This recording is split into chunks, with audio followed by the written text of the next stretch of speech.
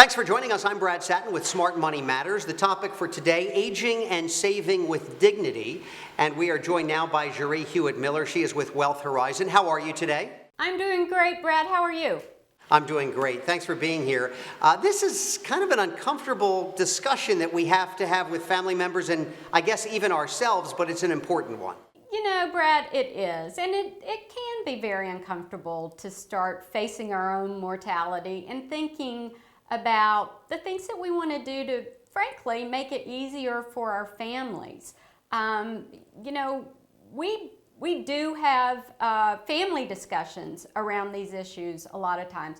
And one of the things that's happening in our generation that really didn't happen for our grandparents and great-grandparents is, you know, many of us are actually facing taking care of our parents now.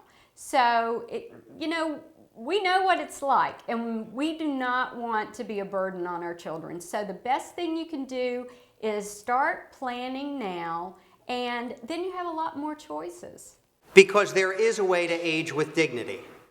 Yes, absolutely. You know, aging with dignity is something that I think the baby boomer generation is very cognizant of.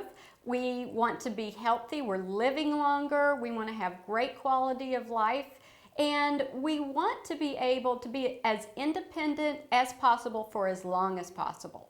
And so what long-term steps should we be taking? Well, you know, there's a list, certainly. Estate planning, you need to make sure your wills and trusts and healthcare directives are all in place. You need to possibly share some of those details with your children. And, you know, the other thing that I really encourage people to think about is, you know, we need to make sure that our children know what our wishes are.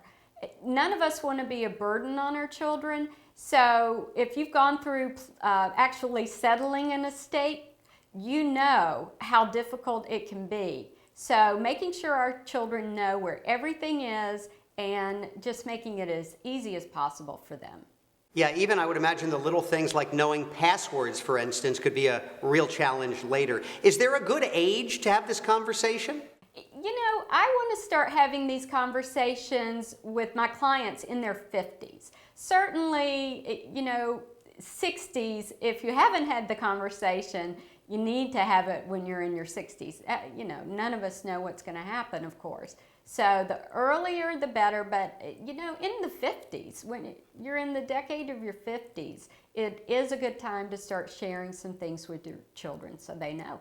It is something certainly we don't like to think about, but it is a very important conversation. Jerrí, thanks so much for joining us. Thanks, Brad. Great to see you again. And you. I'm Brad Satin for Smart Money Matters.